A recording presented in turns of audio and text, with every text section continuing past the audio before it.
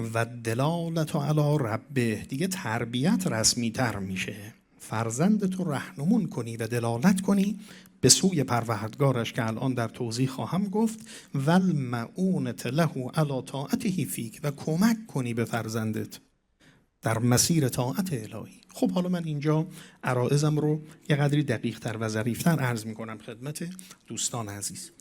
عنایت بفرمایید برای حسن ادب و تربیت یه بازه زمانی رو در اسلام پیش بینی شده است، یعنی وظیفه، تکلیف، حق قطعی فرزند نسبت به والدین مسئله تربیت و حسن ادب.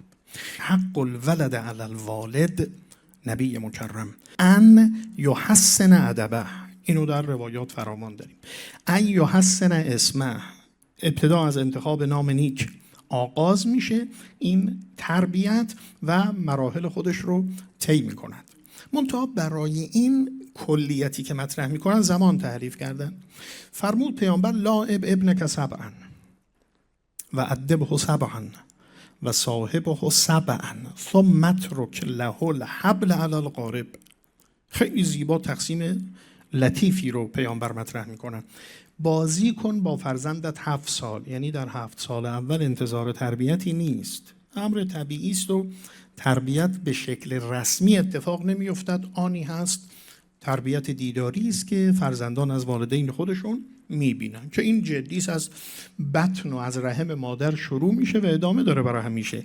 اما به شکل رسمی و تربیت رسمی میفهمن لاعب ابنک سبعا و ادبه سبعا، و تربیتش کن و ادبش کن 7 سال. یعنی 7 سال دوم رو بالاخره بین 7 تا 14 سالگی، دورانی که دیگه دوران ورود به نوجوانی است، رو پیامبر به عنوان اصل دوران تربیت مطرح میکنن. صاحب نظران علوم تربیتی دیگه، استادان این فن، کسانی مانند پیاژه، دقیقاً همین حرف رو میزنن. اونها میگن بین 6 سالگی تا 12 سالگی بهترین دوران شکلگیری تربیت کودکان و فرزندان است.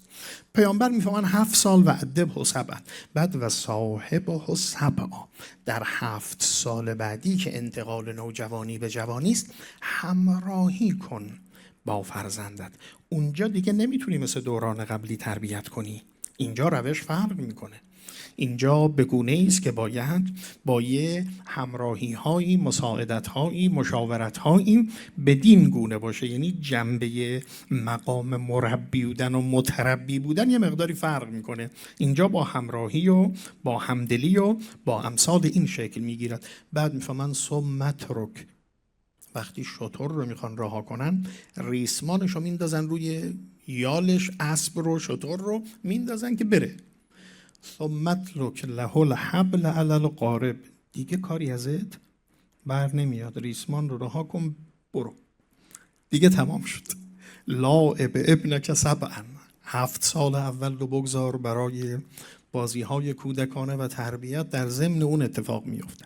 2 و ادبه سبعا و صاحبه سبعا، 7 سال تربیت و 7 سال تربیت همراهی، بعد هم دیگه کار تمام است. این تعبیر پیامبر. خب فرمودن الزموا اولادکم و احسنوا آدابهم فان اولادکم هدیة ربکم، بدونید اینها فرزندان شما هدیه خدا هستند و موظفید به این مراحل رو طی کردن و این آداب رو انجام دادن. منتها جاء رجل الی النبی، حضرت موسی بن جعفر میفرماد فقال یا رسول الله ما حق ابنی هذا، حق این فرزند من بر من چیه؟ قال تحسن اسمه و ادبه، این که نام نیک براش انتخاب میکنی، ادبش رو به شایستگی انجام میدی. دقت بفرمایید و زعه موضعا حسنا، در یه جایگاه محترمانه و موجهی فرزندت رو قرار بده. روایت عجیبی است. پیامبر نظر الی بعض الاطفال، نگاه کردن به بعضی از کودکان اطراف خودشون، فرمودن ویلون لاطفال آخر الزمان من آبائهم، وای از فرزندان آخر الزمان، نه از خودشون، از پدران و مادرانشون. آبائهم فقیل یا رسول الله من آبائهم المشرکین، منظورتون دیگه پدران مشرک و غیر مسلمان و اینهاست دیگه. لا لا لا من آبائهم المؤمنین، گله من از امت خودمه، از پدر و مادران مؤمن خودمه. لا یعلمونهم شیئا من الفرائض، آموزش دینی ندارن برای بچه هاشون. و اذا تعلموا اولادهم منعوهم، اگر فرزندانشون میان مشتاق این مسیر میشن رغبت نمیکنن، انگیزه نمیکنن، همراهی با اونها نمیکنن. و رضوا عنهم بارز یسیر من الدنیا، مشتاقن موفقیت اقتصادی فرزندانشون رو ببینن، این خوشحالشون میکنه. اگر فرزندانشون در مسائل مادی موفق باشن پدر و مادر راضی از این فرزند، کاری به مسائل دیگه معنوی و روحیش ندارن.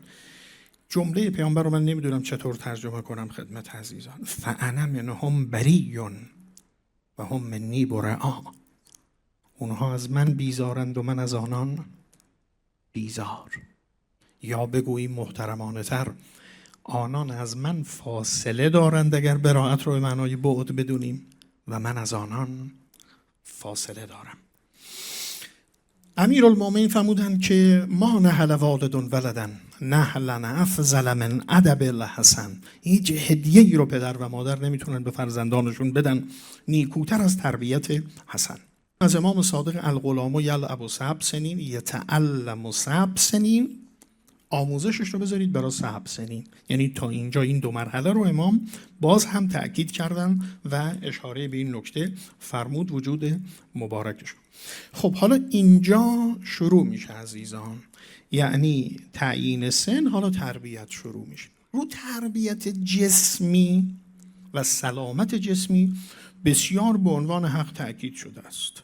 فرمودن علموا اولادکم، فرزندانتون رو در این سنین فراگیری سباحة و رمایه، به اینها تیراندازی و شنا آموزش بدید، به اینها آمادگی جسمی و بدنیشون رو بالا ببرید.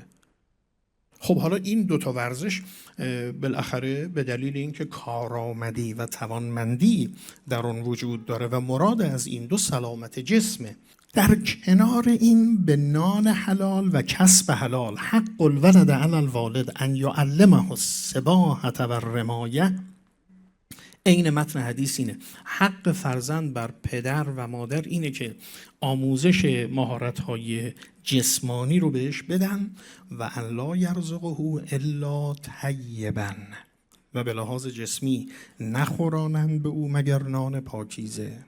این هنوز در حوزه چیست؟ مسائل جسمی است. ان لا یرزقه الا حلالا. خب پس یک اولین نکته بحث تربیت جسمی و اون آمادگی های جسمی رو کاملا میبینیم به عنوان یه حق مطرح میشه و روایات مفصلی بازگو میشه که دیگه حالا من نمیخونم، سریع عرض میکنم که برسم به تمام مطلب خدمت دوستان. نکته دوم بحث تربیت عاطفی است و این بحث بسیار زیبای غلیان عواطفی که بین والدین و فرزندان در مسیر تربیت وجود داره و باید رعایت بشه، دیده بشه. خب در اینجا بحث ابتداءً بحث محبت، یعنی ابراز محبت، انتقال محبت. چقدر زیبا به این نکته اهل بیت علیهم السلام اشاره میکنن و بالاخره گاهی موارد پیش می اومد یک کسی مثلا در حضور اهل بیت علیهم السلام بود، در مورد امام رضا داریم صلوات الله علیه که فرزند امام اومد بر زانوی امام نشست، حضرت فرزندشون رو بوسیدن. بعد اون عربی که اونجا بود یه نگاهی کرد گفت شما یا فرزندانتون رو میبوسید؟ فرمودند به عنوان فضیلت چنین کاری رو میکنیم. آیا تو چنین کاری رو نمیکنی؟ گفت نه من این کار رو نمیکنم. فرمودن بهره ای از عنایت و رحمت الهی در وجود تو نیست. من قبل ولده کتب له حسنتون، هر کسی که فرزندش رو میبوسد خداوند برای او حسنه‌ای و فضیلتی مینویسد. و من فرحه فرحه الله، وقتی شاد میکنه فرزندش رو با این کار خداوند شادمانی برای او ثبت میکند یوم القیامه، فردای قیامت، و چنین لطف عنایتی در حق او انجام میشه. نظر الوالد الی ولده حبا له عباده، خیلی زیباست. نگاه والد، پدر و مادر به صورت فرزندشون با محبت عبادتی است که خداوند ثبت میکنه براشون. مثل این که نظر الی الکعبه عباده. النظر الی علی ابن ابی طالب عباده.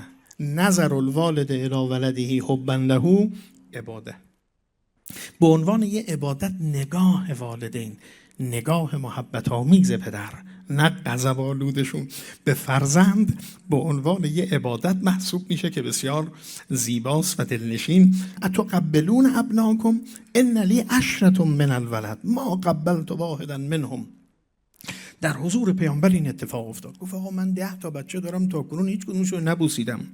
رسول خدا فرمودن او املک لک ان نزع الله الرحمة من قلبک، چه کار بکنم برای تو که خدا محبت و رحمت رو از دلت برده است و کنده است و تو چنین توفیقی رو نسبت به فرزندت نداری. این بحث محبت. در کنار این عزیزان بحث تکریمه. فرمودن اکرمو اولادکم. بسیار مهم این نکته سروران معزز، خانم ها و آقایان. این حرمت و اکرام و احترامی که والدین برای فرزندانشون قائل باشن در گفتار، در رفتار، این خود تکریم به شدت در بحث تربیت و حسن تربیت نقش جدی و اساسی. جایگاه و منزلت که در اون روایت خواندم که فرمودن این رو در جای خاصی قرار بده. به تعبیر امروزی خودمون شخصیت دادن به فرزندان عزیزان، باها دادن به فرزندان، تحقیرشون نکردن، استهزاشون نکردن.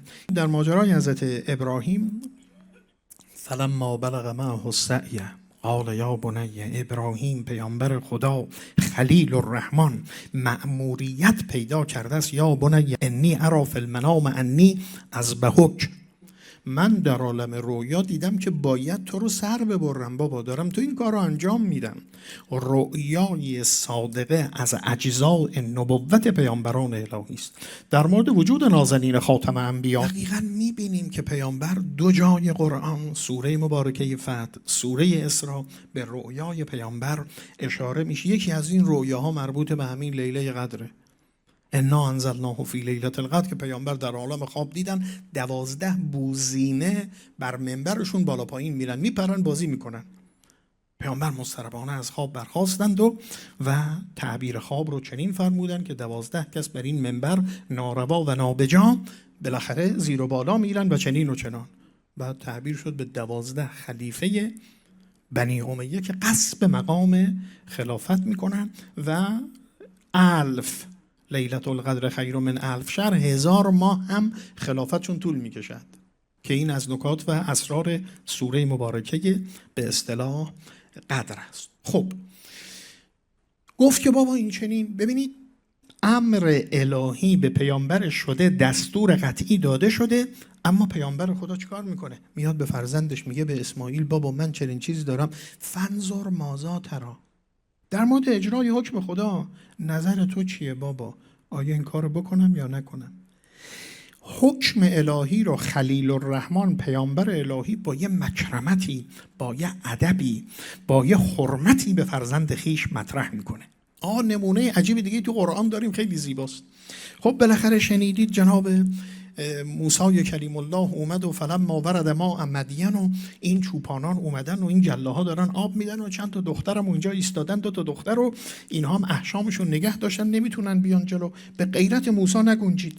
اومد جلو گفت چه خبر شما؟ گفتن ما پدرمون پیرمردی است نمیتونه بیاد، ما میاریم آب میدیم، ما باید بایستیم اینها تموم بشه کارشون، بعد چنین و چنان میکنیم آب میدیم با.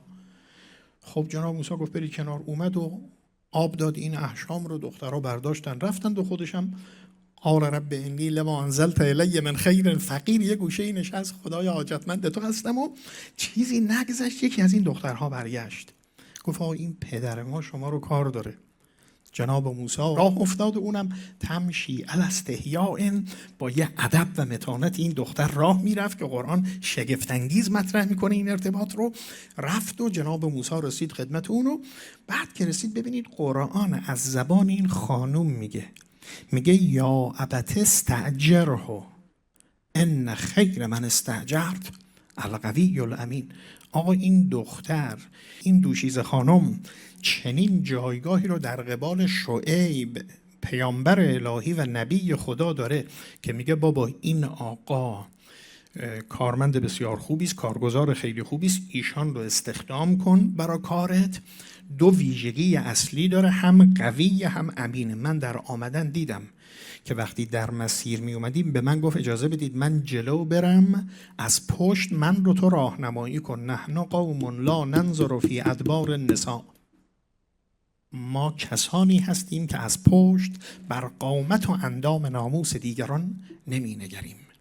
با نهایت امانت و حیا، پدر این مرد تا اینجا با من اومد، امین است، قدرتمند، قدرتش رو هم دیدیم چگونه بالاخره حیوانات ما احشام ما رو آب داد.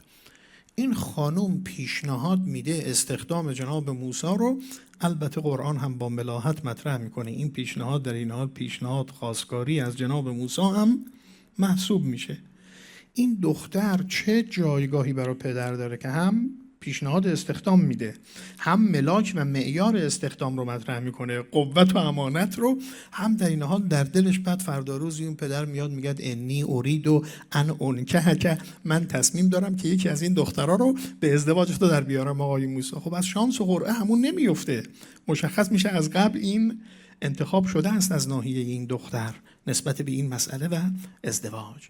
عجیب این جایگاهی که میبینید فرزند در قبال پدر در قرآن در نزد انبیاء الهی دارد که این دو نمونه فوق‌العاده زیباست.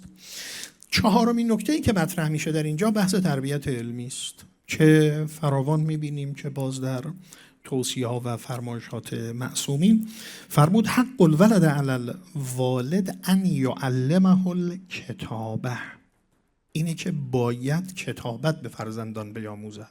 البته اینها مباشرتاً نیست، یعنی مستقیم این کارها رو خود والدین ممکن انجام نمیدن، اما حقه، این وظیفه است که باید با علم آگاه کند فرزند را. ایعلمه، این رو فراوان در روایات داریم به شکل‌های مختلف که معصومین مطرح میکنن که عرض به خدمتون در پاری از روایات تصریح بیشتر و جدیتری داره، مثل این که من حق الولد علی والده ان یحسن اسمه اذا ولده، هنگامی که به دنیا میاد نامه ان یعلمه الکتابه اذا کبره، بزرگتر میشه باید تمرین و آموزش علمیشو آغاز کنن. و در کنار این مهارت‌های اجتماعی و تربیتی خیلی زیباست.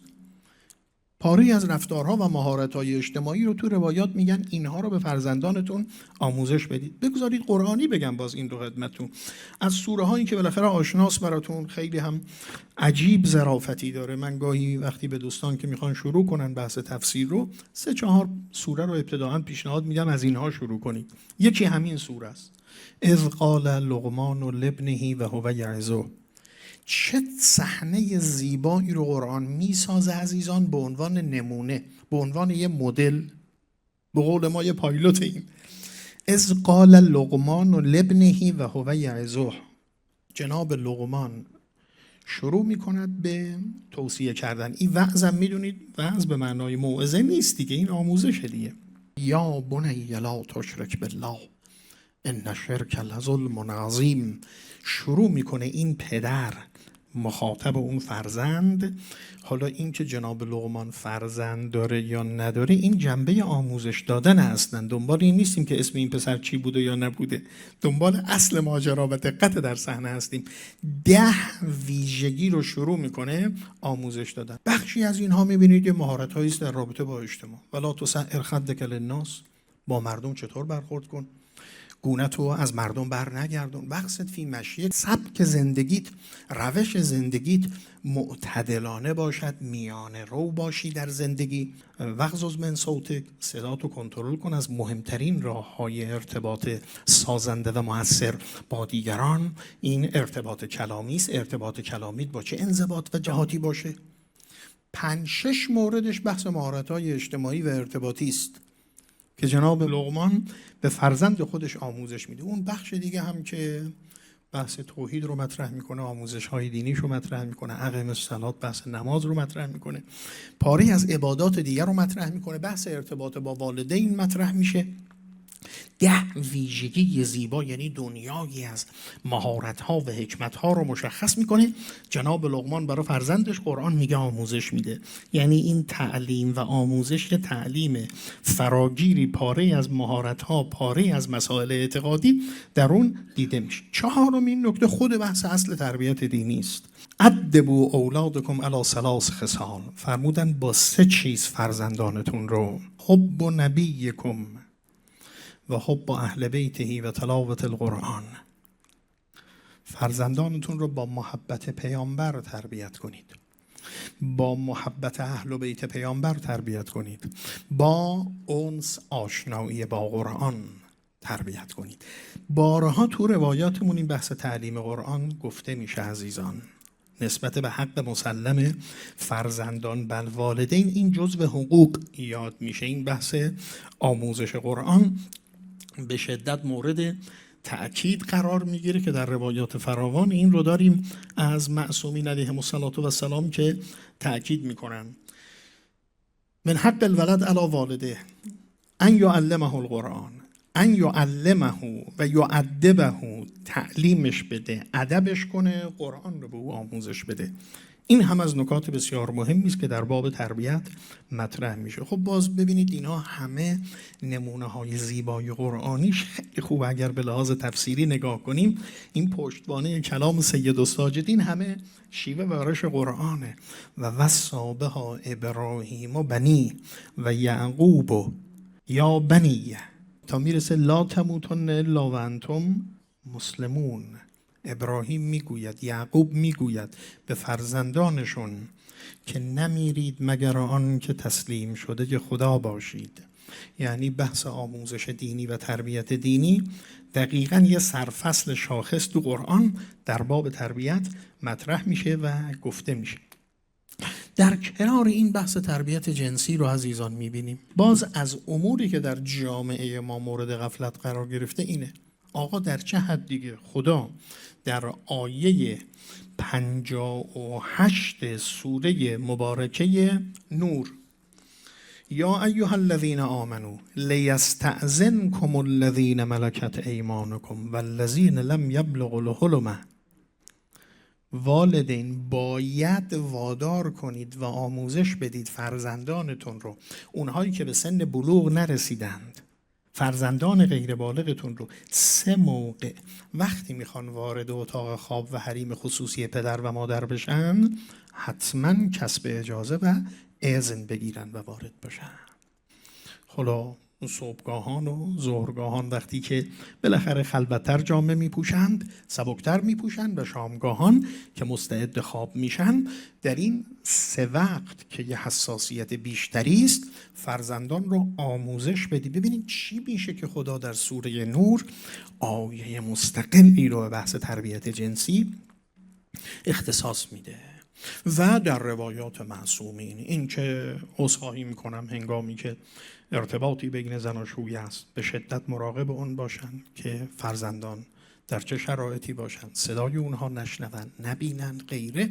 باب گسترده ای رو در روایات معصومین به این جهت اختصاص میدن. ما اینو متاسفانه نه در نظام خانواده داریم نه در نظام آموزشیمون داریم. ما بحث تربیت جنسی جای اون نیست. کی باید فرزندان ما، این سوالی است که والدین خیلی از من میپرسن، کی باید فرزندان ما با این مسائل، به خصوص الان با این شرایطی که سن بلوغ کاهش پیدا کرده در جامعه ما، با توجه به تمام امکانات و موقعیت هایی که داریم متوجه میشیم، به این تأکید فراوان شده است که علیکم بالاحداث، مراقب باشید زودتر این رو دریابید. و هم اسرع الی کل خیر، اینها به هر خیر و شری سریعتر از شما حرکت میکنن فرزندانتون. لذا مراقب باشید، زود به هم بگردید تا کلاه چرخ داده ای خوردت نشود. مراقب باشید من قبل ان یسبقکم الیهم، قبل از اینکه دیگران سبقت بگیرن شما وظایفتون رو انجام بدید. هیچ نه حیایی داره نه منعی داره، کاملا در متون روایی، البته با روش‌های خاص خودش که دیگه جا و فرصت اون الان نیست که خدمت عزیزان اشاره بشه. نسبت به تربیت جنسی، این تربیت جنسی ادامه پیدا میکنه. من بلغ ولده النکاح و عنده ما ینکحه فلم ینکحه، بگم دیگه بالاخره والدین معزز محترم، اگر فرزند کسی، یعنی ادامه این تربیت جنسی تا ازدواج، اگر رسید فرزند کسی به حد نکاح و والدین توان این کار رو داشتند، میتونستن، امکانات داشتن، الان در شرایط زمانی ما در موقعیت اقتصادی اینجا از مواردی است که قطعاً آیه شریفه حکم میکنه و وجوب در این جهت وجود داره. باز هم سوره مبارکه نور، و انکحوا الایام منکم و الصالحین من عبادکم و امامکم ان یکونوا فقراء یغنهم الله من فضله والله واسع علیم. انکاح عزیز من، جان برادر، باب افعاله. خداوند نمیگه فنکحوا برید همسر بگیرید، میگه به همسری در آورید، میگه زن بدید، شوهر بدید. مخاطبش کیه؟ به کی داره خدا امر میکنه؟ وانکحوا الایام منکم، اینها که همسر ندارند. مخاطب اولش کیه؟ والدینند. اگر البته فردا آزاده ها گریبان والدین نگیرن، دختر خانم ها، اگر شرایطشو دارن، اگر توان این رو دارن. و انکحوا الایام، ابتداءً والدین، به دنبال اون امناء اجتماع، عقلا و امناء جامعه که این حس رو میکنن که اگر بنیاد خانواده برقرار نباشد چه اتفاقاتی خواهد افتاد. سوم، حکومت دینی و حکومت اسلامی. یعنی آیه 3 مخاطب داره و این دستور رو مطرح میکنه. اینجا در روایت میفرماد که فلم ینکح، اگر پدری مادری این شرایط رو دارن فرزندانشون رو به ازدواج برسونن و نمی کنن، عرض کردم این ترجمهش مقداری سخته، ثم احدث حدثا فالاثم علیه، بعد اگر اتفاقات ناگواری بیفتند پدر و مادر بری از این گناه نیستند، اونها هم شریکند.